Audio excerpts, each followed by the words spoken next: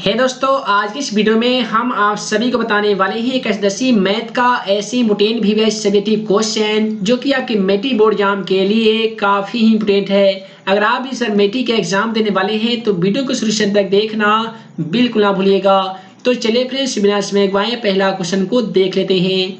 है दोस्तों, पहला सवाल ये पूछा गया है कि दो क्रमांकगत धन पूर्णांक ज्ञात कीजिए जिसके वर्गों का योग 365 है। तो इस क्वेश्चन को हल करने के लिए यहाँ पे बोला गया है कि दो क्रमागत धन पूर्णांक ज्ञात कीजिए। दो क्रमागत धन पूर्णांक कौन कौन है ये तो हमें मालूम नहीं है, और जो चीज हमें मालूम नहीं रहती है सबसे पहले उस चीज को हम लोग मानते हैं। तो हम लोग लिखेंगे कि माना कि पहला धन पूर्णांक बराबर x। हम लोग लिखेंगे कि माना कि पहला धन पूर्णांक बराबर x, यानी पहला धन पूर्णांक हम लोग x मान लिए हैं। उसी प्रकार से दूसरा धन पूर्णांक हम लोग क्या मानेंगे, तो पहला x माने थे तो दूसरा हम लोग x+1 मानेंगे। ठीक है, उसके बाद में हम लोग लिखेंगे कि प्रश्न से, यानी प्रश्न हमारा क्या कह रहा है। तो प्रश्न बोला है कि दो क्रमागत धन पूर्णांक ज्ञात कीजिए। तो दो क्रमागत धन पूर्णांक हम लोग एगो माने हैं x और दूसरा माने हैं क्या चीज, x+1। इसके वर्गों का योग, यानी अगर ये दोनों को हम लोग वर्ग कर देते हैं और इसका योग यानी इसको हम लोग जोड़ देते हैं, योग का मतलब जोड़ होता है, तो ये दोनों का जो योग होगा ना वो 365 के बराबर होगा। इतना तो आप लिख ही सकते हैं। उसके बाद में आप क्या करेंगे कि एक्स स्क्वायर को सेम टू सेम लिखेंगे। ये बनेगा a+b का स्क्वायर। फॉर्मूला होता है ए स्क्वायर अर्थात एक्स स्क्वायर +2ab, यानी 2 गुने a का मान कितना है, x है, और गुने b का मान 1 है, प्लस b का स्क्वायर यानी a का स्क्वायर 1 होगा, और बराबर कितना है, तो बराबर है दोस्तों 365। उसके बाद में आप क्या करेंगे कि एक्स स्क्वायर में एक्स स्क्वायर को जोड़ेंगे, तो एक्स स्क्वायर और एक्स स्क्वायर मिलकर 2x स्क्वायर हो जाएगा। उसके बाद में प्लस का सेम टू सेम हम लोग लिखेंगे। यहाँ पे देखिए कि अगर 2 में अगर आप 1 से गुना कर देते तो 2 होता, और वहीं 2 से x में गुना करते तो कितना होता, तो 2x होता, और प्लस कितना है, 1 है। जरा ध्यान दीजिएगा, ये बराबर में जो 365 है वो प्लस में है। बराबर की तरह आकर प्लस वाली संख्या माइनस में चेंज हो जाता है, तो हम लोग लिखेंगे -365, और बराबर में क्या बचेगा, तो बराबर में 0 बचेगा। इसे हम लोग ऐसे लिख सकते हैं कि 2x स्क्वायर प्लस 2x। यहाँ पे हम लोग क्या करेंगे कि 1 में से 365 को माइनस करेंगे, तो ये कितना होगा, 364 हो जाएगा, और बराबर में बचेगा 0। उसके बाद में इस समीकरण को और आसान करने के लिए सभी में यहाँ पे 2 कॉमन मिल रहा है, तो हम लोग 2 को क्या करेंगे, कॉमन कर लेंगे। यहाँ से अगर हम लोग 2 कॉमन कर लेंगे ना, तो यहाँ पे केवल कितना बचेगा, एक्स स्क्वायर बचेगा, और यहाँ पे बचेगा x -364 में अगर आप 2 से भाग लगाइएगा तो कितना आएगा, 182 आएगा, और बराबर में क्या है, तो बराबर में 0 है। यानी आपका जो समीकरण प्राप्त हो गया है वो है x square plus x minus 182 बराबर 0। यहाँ का जो 2 है बराबर की इधर, ये जो गुना में है 2 बराबर की इधर जाके 0 में भाग हो जाएगा, और 0 में 2 से भाग लग के ये भी क्या हो जाएगा, 0 हो जाएगा। तो इस प्रकार से हमारा समीकरण आ गया है। अब ये समीकरण को आप कोई भी विधि से हल कर लेते हैं। आप चलिए यहाँ पे हम लोग क्या करते हैं, द्विघाती सूत्र के द्वारा इस समीकरण को हल कर लेते हैं। तो x स्क्वायर का गुणांक कितना है, कुछ भी नहीं है, तो हम लोग 1 मानेंगे, अर्थात a का मान 1 हो गया। उसके बाद में b का मान भी कुछ भी नहीं दिया गया है, तो b का मान भी हम लोग 1 मानेंगे। c का मान दोस्तों कितना है, तो c का मान कितना है, तो -182 है। सॉरी, यहाँ पे हम लोग 180 लिख दिए थे, लेकिन ये है 182, तो हम लोग लिखेंगे -182। तो उसके बाद में हम लोग क्या करते हैं, d ज्ञात करते हैं। d ज्ञात करने का फॉर्मूला b² - 4ac होता है।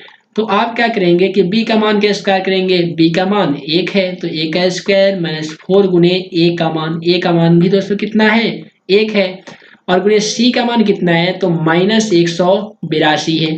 आप क्या करेंगे, a का स्क्वायर 1 लिखेंगे। यहाँ देखिए माइनस और माइनस मिलके क्या होगा यहाँ पे, तो प्लस हो जाएगा।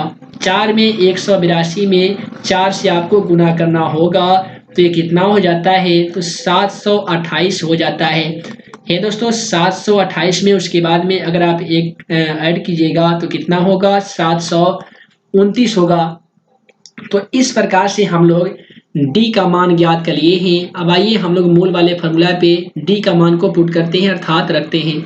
तो हम लोग लिखेंगे मूल बराबर फॉर्मूला होता है minus b plus minus root under D बटा 2a। तो माइनस और बी का मान, तो बी का मान दोस्तों कितना है, 1 है, तो आप यहाँ पे 1 लिखेंगे plus minus root under D का मान। तो डी हम लोग कितना ज्ञात किए हैं, तो डी हम लोग 729 ज्ञात किए हैं, तो 729 लिखेंगे और बट्टा 2a अर्थात 2 गुने a का मान 1 है। तो अब आप क्या करेंगे कि -1 प्लस माइनस 729 का वर्गमूल कितना होता है, तो ये होता है 27 और बट्टा 2 एकम 2 हो जाएगा। तो इसके बाद में आप अल्फा का मान निकालेंगे। अल्फा के मान में हम लोग क्या करते हैं कि ये प्लस वाले को लिखते हैं, यानी -1 और प्लस 27 बट्टा 2 लिखेंगे। चलिए लिख लेते हैं -1 प्लस 27 बट्टा 2। तो -1 प्लस 27 मिलकर कितना होगा, तो 26 हो जाएगा, और 26 में 2 से भाग लगा दीजिएगा तो कितना होगा, 13 हो जाएगा। और दूसरे बीटा का भी आप मान ज्ञात कर सकते हैं, ठीक है। तो आपका बीटा का मान क्या चीज में आएगा, तो माइनस में आएगा। तो हम लोगों को ज्ञात करना था दो क्रमागत धन पूर्णांक। तो पहला x का मान हमारा 13 आ गया है, दूसरा फिर x प्लस 1 था, तो कितना करेंगे, 13 प्लस 1 करेंगे, तो 13 और कितना होगा, 14 हो जाएगा। तो इस प्रकार से दिए गए क्वेश्चन को हम लोग सॉल्व कर लिए हैं। तो आइए हम आप सभी को अगला क्वेश्चन दिखा देते हैं दोस्तों। उसके बाद में अगला जो सवाल है क्वेश्चन नंबर 2 में पूछा गया है कि रूट अंडर 2x प्लस 9 बराबर 13 माइनस x को हल कीजिए। तो ऐसे क्वेश्चनों को हल करने के लिए आपको लिखना पड़ता है कि दोनों ओर वर्ग करने पर। तो हम यहाँ पे लिखेंगे दोनों ओर वर्ग करने पर, ठीक है। तो हम लोग क्या करेंगे कि यहाँ पे कितना है, तो यहाँ पे दोस्तों 2x प्लस 9 और बराबर में कितना है, तो ये है 13 माइनस x। तो हम लोग क्या करेंगे कि दोनों ओर इस प्रकार से वर्ग करेंगे, वर्ग यानी स्क्वायर करेंगे।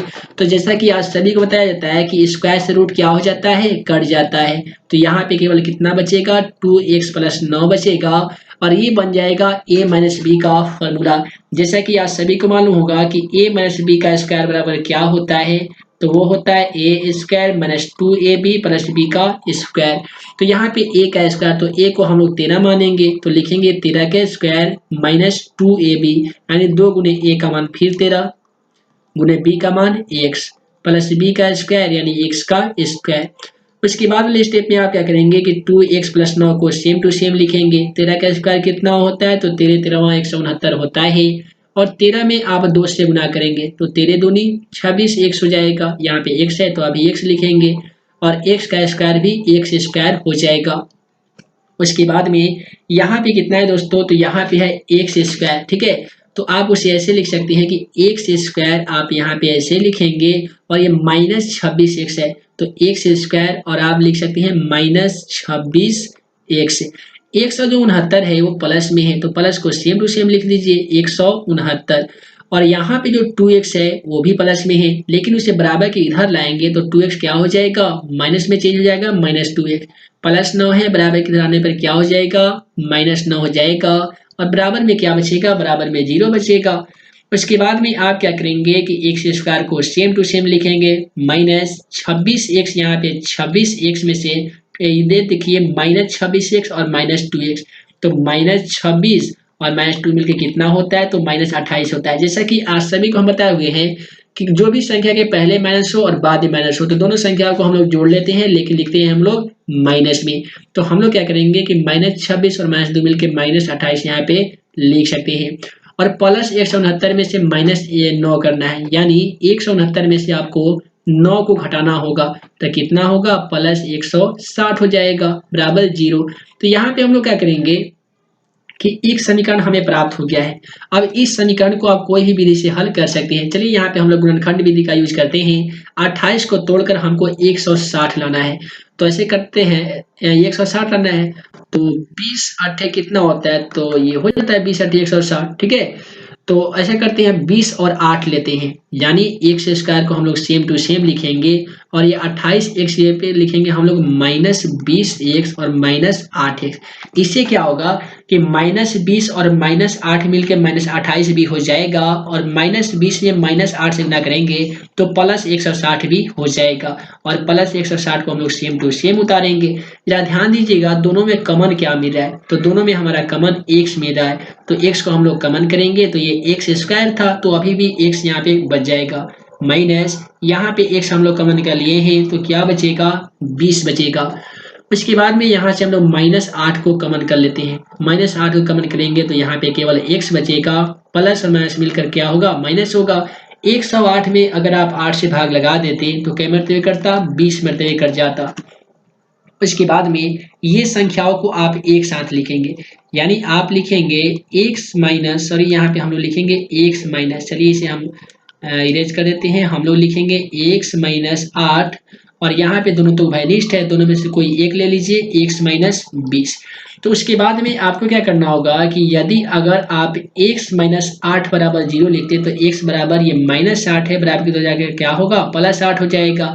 ये x बराबर -20 है बराबर की उधर जाकर क्या होगा तो +20 हो जाएगा।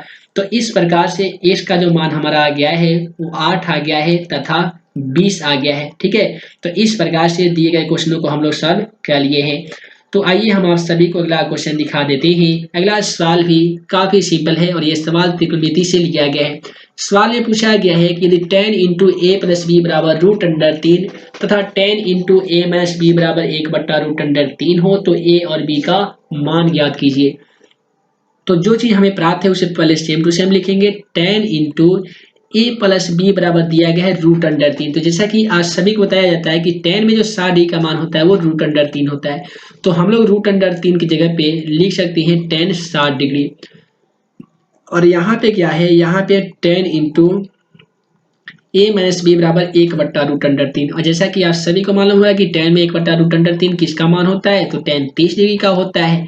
अब इससे क्या होगा कि 10 से 10 को हम लोग आसानी तरीके से कटा सकते हैं, तो यहाँ पे बचेगा a + b बराबर 60 डिग्री जो कि समीकरण 1 बनेगा।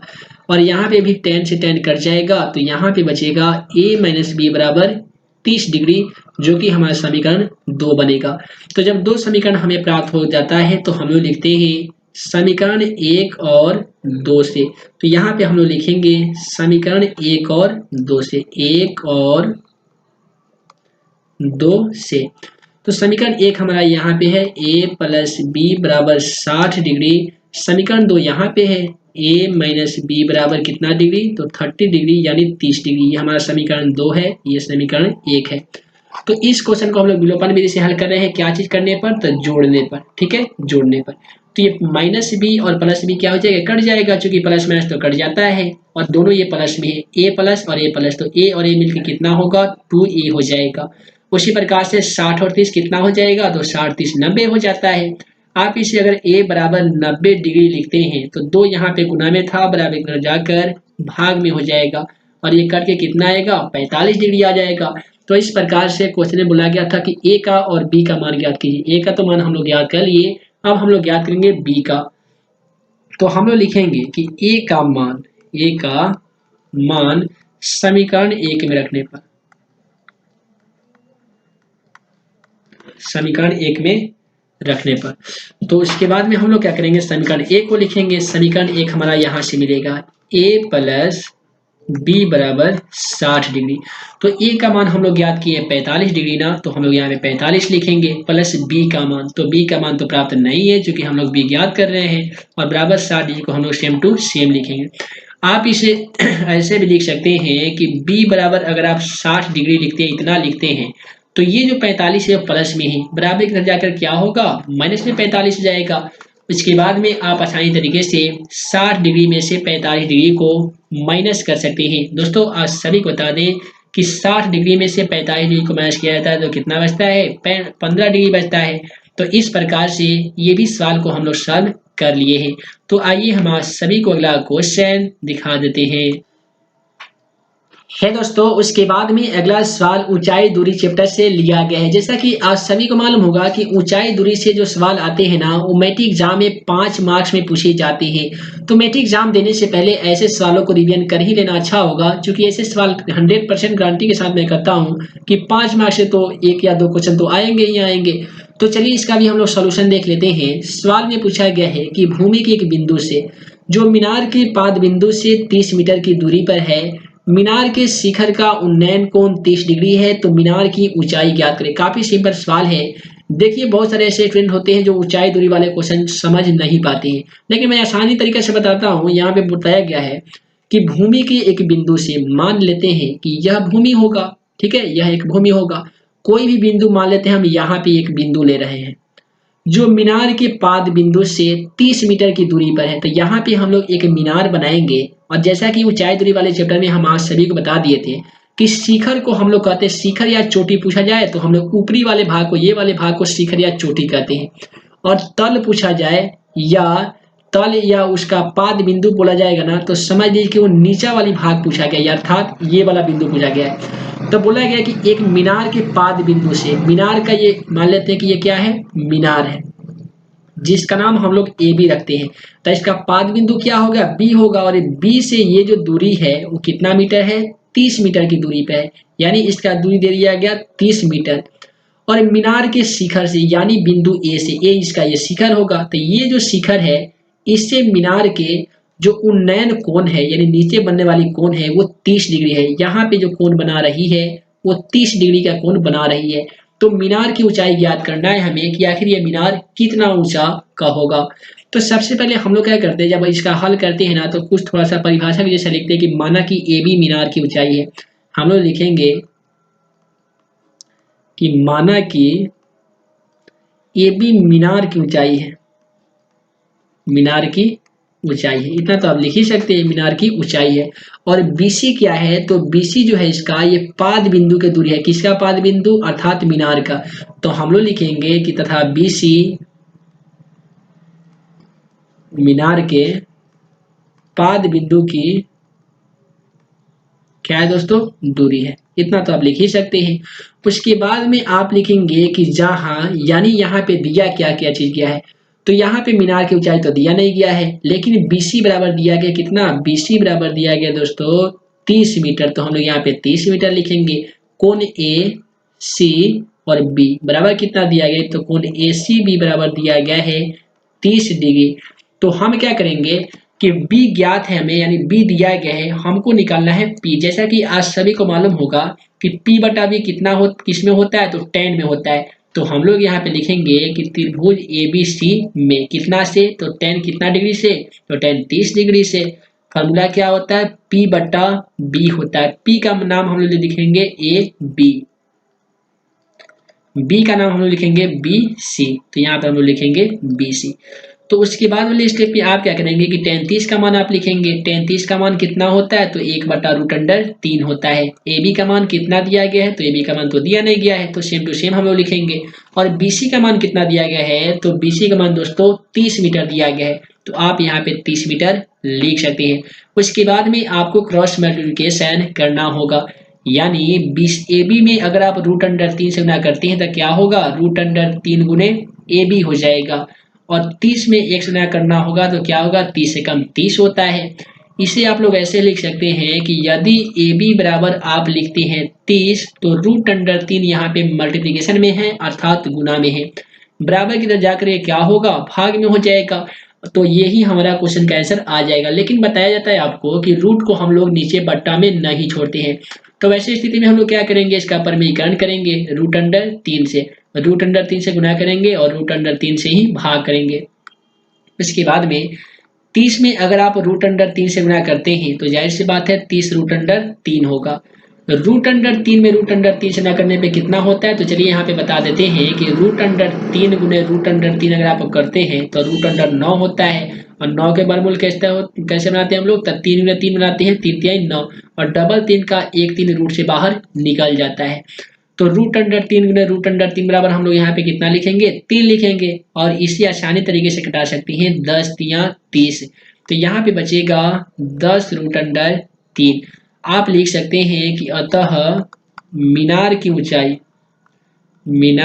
ऊंचाई बराबर 30√3 मीटर। ठीक है, तो इस प्रकार से दिए गए सवालों को हम लोग सॉल्व कर लिए हैं। तो आइए हम आप सभी को एक ऐसा सवाल बताने जा रहे हैं जो इस बार के मैट्रिक एग्जाम के लिए काफी इंपोर्टेंट है और आपके मैट्रिक एग्जाम में पूछे जा सकते हैं। तो चलिए हम आप सभी को अगला क्वेश्चन दिखा देते हैं।